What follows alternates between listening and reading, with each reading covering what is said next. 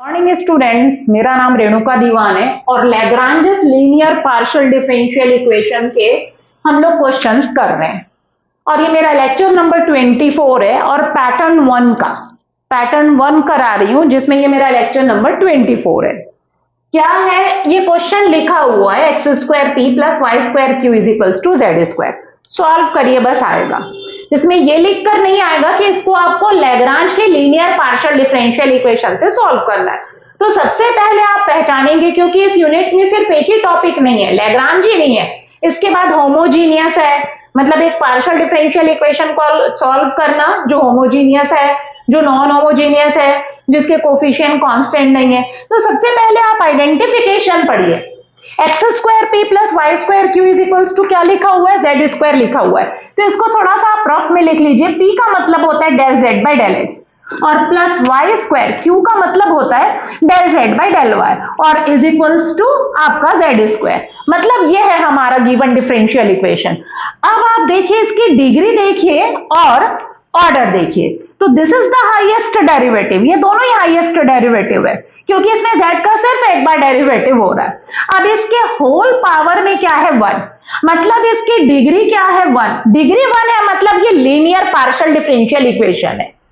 अब इसके बाद इसका ऑर्डर देखिए, तो यही हाईएस्ट डेरिवेटिव है, इसमें डेल का पावर 1 है। जब भी आपको ऑर्डर निकालना रहता है तो भी आप हाईएस्ट डेरिवेटिव ढूंढते हैं, तो यही हाईएस्ट डेरिवेटिव है और इसके होल पावर में 1 है, मतलब इसका ऑर्डर 1 है। तो लैग्रांज की जो पहली शर्त होती है कि पार्शियल डिफरेंशियल इक्वेशन होना चाहिए और उसकी डिग्री 1 और ऑर्डर 1 होना चाहिए। हाँ, ये दोनों कंडीशन को क्या कर रहा है, फुलफिल, डिग्री भी 1 है और ऑर्डर भी 1 है। ओके, अब उसके बाद इसका जो सेकंड, ये आपका पूरा फर्स्ट कंडीशन हो गया, फर्स्ट कंडीशन।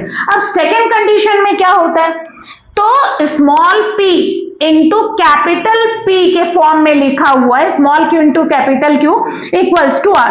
तो स्मॉल p का जो कोफिशिएंट है वो एक्स वाई जेड का फंक्शन होना चाहिए, स्मॉल q का जो कोफिशिएंट है वो एक्स वाई जेड का फंक्शन होना चाहिए।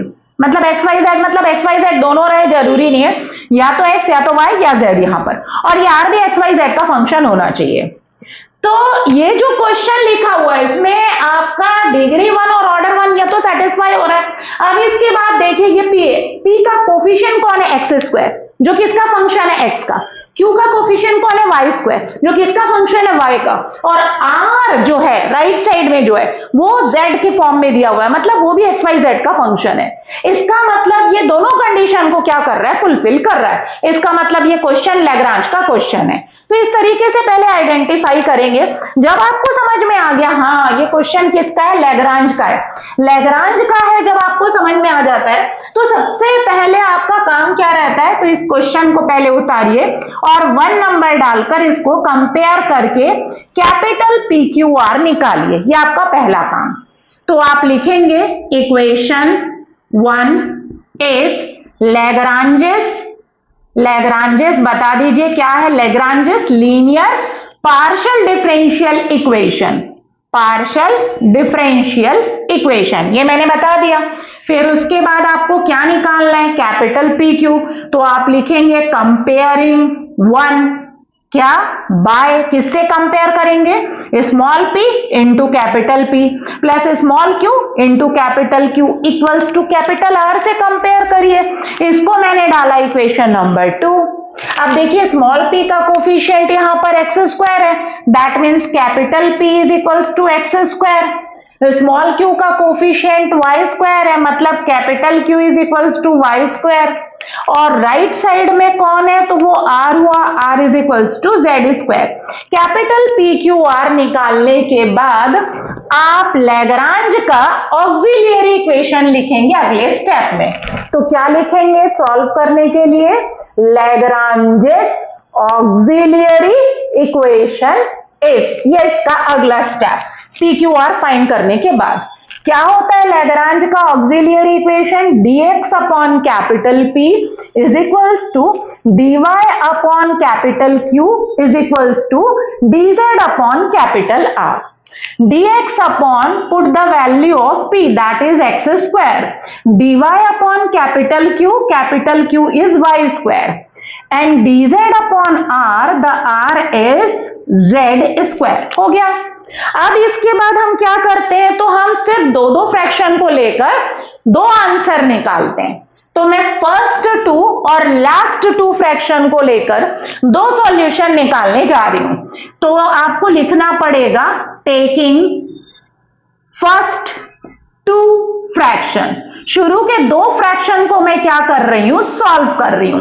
क्या है आपका dx upon X square is equals to dy upon Y square. ये क्या है, तो आप रफ में देखिए, dy के नीचे dx को ले जाएंगे, ये रफ वर्क है, इज इक्वल्स टू क्या होगा, Y square by X square. अब dy बाई dx आ रहा है, मतलब ये क्या है, तो ये एक डिफरेंशियल इक्वेशन है जिसका ऑर्डर भी 1 है और डिग्री भी क्या है, 1 है। ऑर्डिनरी है, ऑर्डिनरी जो आप लोग 12th में पढ़े हो।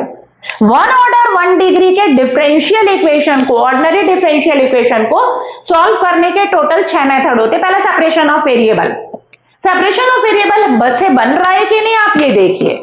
अगर बन रहा है तो ठीक, नहीं बनेगा तो होमोजीनियस, उसके बाद नॉन होमोजीनियस होता है, उसके बाद होता है dy by dx plus py equals to q का फॉर्म जिसमें हम इंटीग्रेटिंग फैक्टर निकालते हैं, फिर उसके बाद होता है बर्नौली और उसके बाद होता है एग्जैक्ट। तो सबसे पहले सेपरेशन ऑफ वेरिएबल देखिए। सेपरेशन ऑफ वेरिएबल में आप सिर्फ ये चेक करिए, dx dy लिखा है तो dx है तो वेरिएबल आपका x होना चाहिए तो बन जाएगा, और dy है तो वेरिएबल y, और सेपरेट होना चाहिए dx के साथ x वाला टर्म और dy के साथ y वाला। तो देखिए सबसे पहले dx के नीचे x स्क्वायर है, dy के नीचे y स्क्वायर है, पॉसिबिलिटी है बनने की। अब उसके बाद आप क्या करेंगे, तो dx के साथ x को अलग करिए तो ये ऑलरेडी सेपरेटेड है, और dy के साथ y तो ये ऑलरेडी सेपरेटेड है। मतलब ये किससे बनेगा, सेपरेशन ऑफ वेरिएबल से बनेगा, हमको एडजस्टमेंट की जरूरत नहीं पड़ी।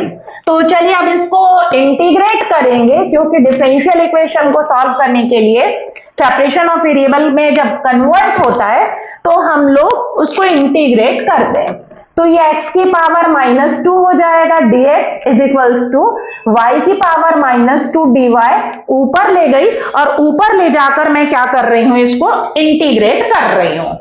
x की पावर -2 का क्या होगा, x की power -2 plus 1, that means -1 upon -1, और y की पावर -1 अपॉन -1। चूंकि पहला हम सॉल्यूशन निकाल रहे हैं तो हम C1 कांस्टेंट ऐड करेंगे, इसको थोड़ा सिंप्लीफाई कर दीजिए, -1 अपॉन y और प्लस C1 निकालना है आपको। C1 is equals to -1 by X plus 1 upon y। ये हमारा पहला सॉल्यूशन मिल गया जिसको आप बॉक्स में लिख दीजिए। अब हमको दूसरा सॉल्यूशन निकालना है, तो मैंने बोला था कि आप लास्ट टू फ्रैक्शन को लीजिए, और वो दिख रहा है कि सॉल्व हो जाएगा क्योंकि dy के नीचे y है वेरिएबल और dz के नीचे z है, तो सेपरेशन से ये भी बन जाएगा। तो चलिए अब हम अगला सॉल्यूशन निकालते हैं। अगला सॉल्यूशन निकालने के लिए टेकिंग लास्ट टू फ्रैक्शन आप लोग लिखेंगे। तो टेकिंग लास्ट टू फ्रैक्शन यहां कर रही हूं, देखिएगा, taking last two fraction, last two fraction को ले रही हूं, क्या है, dy upon Y square is equals to dz upon Z square. y की पावर -2 ऊपर गया और ये z की पावर -2 सेम पिछले जैसा ही आ रहा है, 1 ऑर्डर 1 डिग्री का डिफरेंशियल इक्वेशन आ रहा है, और dy के नीचे y और dz के नीचे z स्क्वायर है। इसका मतलब ये है कि ये सेपरेशन ऑफ वेरिएबल से बन जाएगा। इसको जब इंटीग्रेट करेंगे तो ये ऐसा आएगा, और इसको इंटीग्रेट करेंगे ऐसा आएगा, प्लस कांस्टेंट लगाएंगे C2। अब -1 upon y equals to -1 by z plus C2 निकाल लीजिए। तो C2 is equals to -1 upon y plus 1 upon z। ये आ गया आपका सेकेंड, बॉक्स बना दीजिए। अब आपको एक फाइनल सॉल्यूशन लिखना है, क्या, phi of C1 comma C2 is equals to 0। Phi of what is the value of C1 put here, तो कितना आ रहा है C1, -1 by X plus 1 upon y comma, ये हमारा C1 है, और इसके बाद C2 कितना है हमारा, माइनस 1/y प्लस 1/z और is equals to 0। This is the required solution end में आप लिख देंगे pi of C1 C2 is equals to 0। C1 की वैल्यू C2 की वैल्यू रखिए, दिस गिव्स द सॉल्यूशन। तो इस तरीके से हम लैग्रांज के क्वेश्चंस को सॉल्व करेंगे। Thank you students.